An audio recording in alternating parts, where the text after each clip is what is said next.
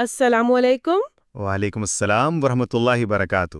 آج الحمدللہ ہم قرآن مجید کی ایک بہت ہی آپ کہیں کہ مختصر سی صورت ہے لیکن معنی میں بہت گہری ہے، سورۃ العادیات۔ جی بالکل۔ اس کی آیات واقعی انسان کو بہت سوچنے پر مجبور کرتی ہیں۔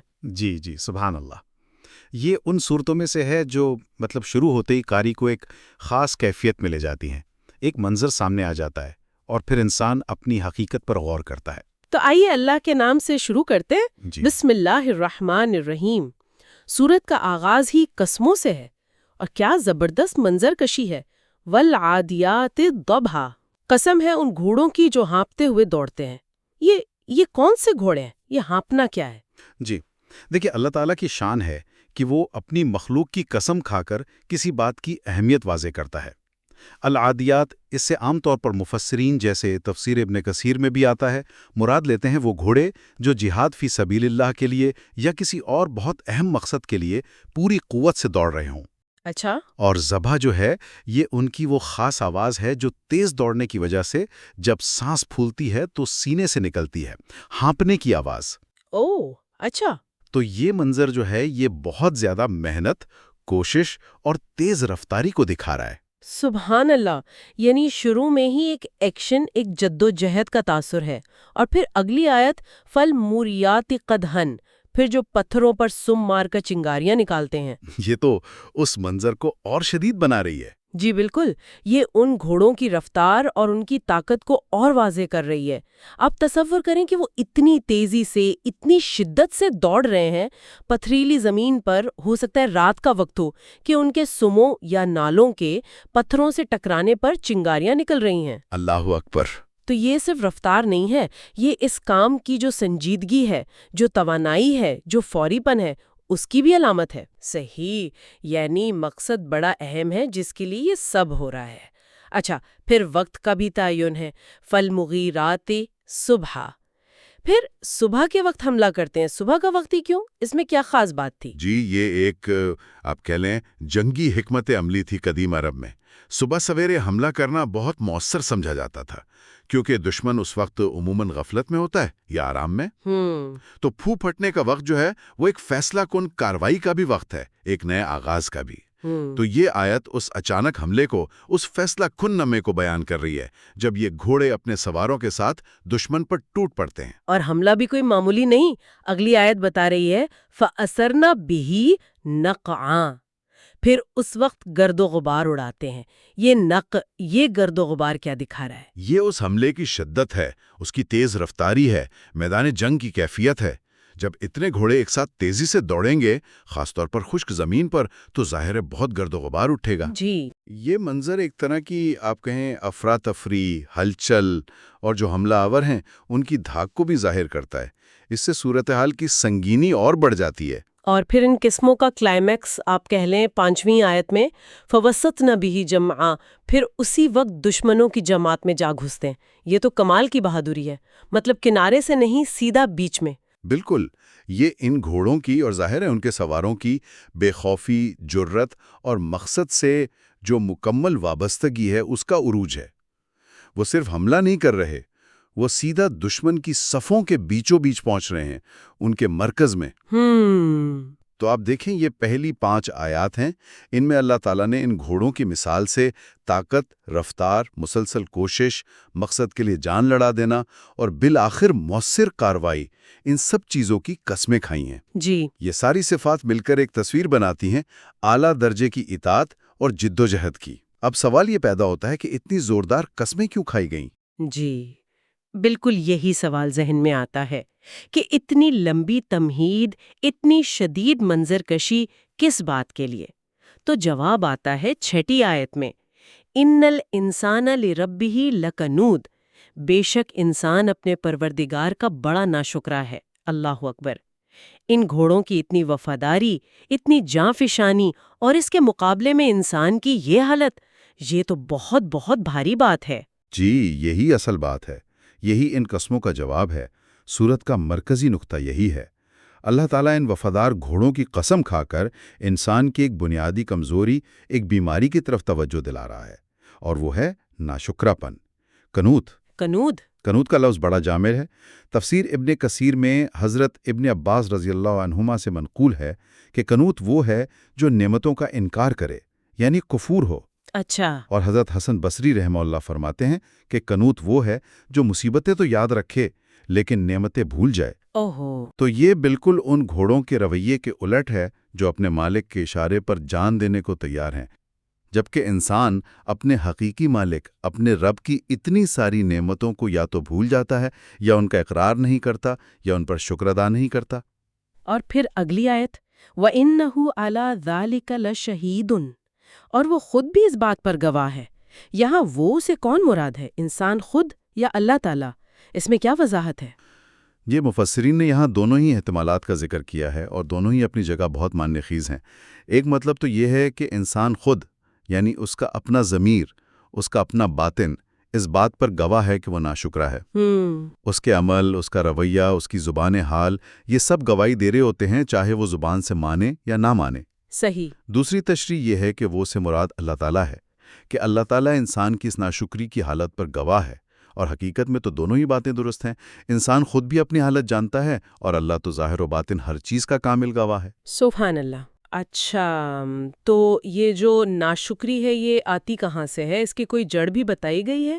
اگلی آیت شاید اسی طرف اشارہ کر رہی ہے، وَإِنَّهُ لِحُبِّ الْخَيْرِ لَشَدِيدٌ، اور بے شک وہ مال کی محبت میں بہت سخت ہے۔ تو کیا مال کی محبت ہی ناشکری کرواتی ہے؟ جی، اکثر ایسا ہی ہوتا ہے۔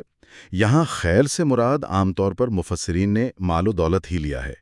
آیت یہ بتا رہی ہے کہ انسان کے اندر مال کی محبت بہت شدید ہے، بہت پختہ ہے۔ لشدید یعنی بہت سخت ہے۔ بہت سخت۔ وہ مال جمع کرنے میں، اس سے محبت کرنے میں، اس کو سینت سینت کر رکھنے میں بہت سخت واقع ہوا ہے، اور یہی شدید محبت اکثر اسے اندھا کر دیتی ہے۔ وہ بھول جاتا ہے کہ یہ مال دیا کس نے ہے۔ جی بالکل۔ وہ اللہ تعالیٰ کو بھول کر مال ہی کو سب کچھ سمجھ لیتا ہے۔ پھر وہ اللہ کی راہ میں خرچ کرنے سے بھی آپ دیکھیں کتراتا ہے، بخل کرتا ہے، اور مزید کی ہرس میں لگا رہتا ہے۔ تو یہ کیفیت اسے اللہ کی دوسری نعمتوں جیسے صحت ہے، ایمان ہے، ہدایت ہے، ان کی قدر کرنے سے، ان پر شکر کرنے سے بھی غافل کر دیتی ہے۔ یعنی یہ ایک طرح کا جال بن جاتا ہے۔ بالکل۔ یہ آیت اصل میں ہمیں اپنی ترجیحات پر غور کرنے کی دعوت دے رہی ہے کہ کہیں ہم مال کی محبت میں اتنے آگے تو نہیں نکل گئے کہ اپنے رب کو ہی بھول جائیں۔ الحمدللہ، یہ سوچنے کا مقام ہے۔ تو یہ تصویر مکمل ہوئی، ایک طرف وہ جانثار گھوڑے، دوسری طرف ناشکرا انسان، اور اس کی وجہ مال کی شدید محبت۔ اب صورت کا رخ اچانک بدلتا ہے، ایک سخت تنبیہ، ایک وارننگ آتی ہے، افلا یعلم اذا بعثر ما فی القبور، کیا وہ نہیں جانتا جو وہ چیزیں نکالی جائیں گی جو قبروں میں ہیں؟ یہ تو سیدھا سیدھا قیامت کا ذکر ہے۔ جی ہاں، یہ اس غافل انسان کو جھنجھوڑنے کے لیے ہے۔ کیا اسے وہ وقت یاد نہیں؟ کیا وہ یہ نہیں جانتا کہ ایک وقت آئے گا جب قبروں کو الٹ پلٹ دیا جائے گا؟ بعثرہ کا لفظ بڑا معنی خیز ہے۔ یہ صرف نکالے جانے کا نہیں، بلکہ جیسے کوئی چیز بکھری پڑی ہو، اسے اکٹھا کر کے باہر لانا، یا اندر کی چیز کو باہر الٹ دینا۔ اچھا، یعنی شدت ہے اس میں۔ جی، یعنی تمام مردے، ان کے جسموں کے ذرات چاہے کہیں بھی ہوں، وہ سب جمع کر کے اٹھا دیے جائیں گے۔ تو اس وقت کہاں جائے گا وہ مال جس کی محبت میں انسان اندھا ہو رہا تھا؟ اللہ اکبر۔ اور بات صرف جسموں تک نہیں ہے، اگلی آیت تو اور بھی گہری ہے، وَحُصِّلَ مَا فِي الصُّدُورِ، اور جو کچھ سینوں میں ہے وہ ظاہر کر دیا جائے گا۔ سینوں میں کیا ہوتا ہے؟ نیتیں، دل کے راز، خیالات، یہ تو بہت ہیبت ناک بات ہے۔ بالکل۔ حصلہ کا مطلب یہ جمع کرنا، ظاہر کرنا، جانچ پڑتال کر کے نتیجہ نکالنا۔ یعنی قیامت کے دن صرف ہمارے ظاہری اعمال نہیں دیکھے جائیں گے، بلکہ صدور یعنی سینوں میں، دلوں کے اندر جو کچھ چھپا ہوا ہے، تمام راز، تمام نیتیں، ارادے، عقائد، کینہ، حسد، تکبر، اخلاص، محبت، نفرت، یا اللہ۔ غرض ہر وہ چیز جو انسان دنیا میں چھپاتا پھرتا تھا، وہ سب کی سب کھول کر سامنے رکھ دی جائے گی۔ حصلہ یعنی جانچ پڑتال کر کے اس کا نتیجہ نکال دیا جائے گا، کچھ بھی چھپا نہیں رہے گا۔ سبحان اللہ۔ اور یہ بات براہ راست پچھلی آیات سے جڑتی ہے کہ انسان کی وہ جو ناشکری تھی، وہ جو مال کی محبت تھی، اس کے پیچھے کیا نیتیں تھیں، کیا محرکات تھے، وہ سب اس دن ظاہر ہو جائیں گے۔ تو پھر فیصلہ کیسے ہوگا؟ کس بنیاد پر؟ سورت کا اختتام اس پر ہوتا ہے، ان ربہم بہم یومئذ لخبیر، بے شک ان کا پروردگار اس دن ان سے خوب باخبر ہوگا، یعنی اللہ کا علم ہی کامل ہے۔ جی ہاں، یہ آخری آیت اللہ تعالیٰ کے صفت خبیر پر زور دیتی ہے۔ خبیر وہ ہوتا ہے جو نہ صرف ظاہر کو جانتا ہے بلکہ باطن سے بھی، اندرونی حالتوں سے پوشیدہ باتوں سے بھی پوری طرح واقف ہو۔ تو یہ آیت تاکید کر رہی ہے کہ قیامت کے دن اللہ تعالیٰ اپنے بندوں کے ہر عمل سے، ہر نیت سے، ان کے شکر سے، ان کی ناشکری سے، ان کے دلوں کی گہرائیوں میں چھپے ہر راز سے مکمل طور پر لخبیر، خوب باخبر ہوگا، اور اسی کامل علم کی بنیاد پر پھر پورا انصاف ہوگا۔ صحیح۔ تو یہ غافلوں کے لیے بہت سخت تنبیہ ہے، اور جو اہل ایمان ہیں ان کے لیے ایک اطمینان کا باعث بھی ہے کہ ان کی کوئی نیکی، کوئی اچھی نیت ضائع نہیں ہوگی، الحمدللہ۔ جزاک اللہ۔ تو اگر ہم اس پوری صورت کو دیکھیں تو خلاصہ یہ بنتا ہے کہ ایک طرف اعلیٰ درجے کی اطاعت، وفاداری، جاں فشانی وہ گھوڑوں کی مثال سے واضح کی گئی، اور دوسری طرف انسان کی ناشکری، احسان فراموشی اور دنیاوی مال سے اس کی شدید محبت، ان دونوں کا تضاد دکھایا گیا۔ جی، اور پھر آخر میں ایک حتمی یاد دہانی، ایک وارننگ کہ ایک دن آئے گا جب سب کچھ ظاہر ہو جائے گا اس رب کے سامنے جو دلوں کے بھید تک جانتا ہے۔ بالکل درست فرمایا آپ نے۔ یہ صورت اصل میں ہمیں ایک آئینہ دکھاتی ہے، اور شاید ایک نقطہ جو ہم سب کے لیے غور طلب ہے وہ یہ چھوڑا جا سکتا ہے کہ بھئی اس صورت کو جاننے کے بعد ہم اپنی زندگی کا جائزہ کیسے لیں؟ ہم روزمرہ میں اللہ کی نعمتوں پر کتنا شکر ادا کرتے ہیں؟ کہیں ہم اللہ نہ کرے کنوت تو نہیں بن رہے؟ صحیح۔ مال و دولت سے، دنیاوی چیزوں سے ہماری جو وابستگی ہے وہ کس حد تک ہے؟ کیا وہ ہمیں اپنے رب سے غافل تو نہیں کر رہی؟ اور سب سے بڑھ کر، کیا ہمیں اس دن کا واقعی یقین ہے جب سینوں کے راز بھی کھول دیے جائیں گے؟ یہ کچھ سوالات ہیں جن پر ہم سب کو غور کرنا چاہیے۔ واقعی بہت گہرے سوالات ہیں یہ، اور یہ مختصر سی صورت ہمیں ان سب پر سوچنے پر مجبور کرتی ہے۔ جزاک اللہ خیرہ، بہت ہی اہم گفتگو رہی۔ وَإِيَّاكُمْ۔ اللہ تعالی ہم سب کو سمجھنے اور عمل کرنے کی توفیق عطا فرمائے۔ آمین ثم آمین۔ السلام علیکم، اللہ حافظ۔ وعلیکم السلام ورحمۃ اللہ وبرکاتہ۔ اللہ حافظ۔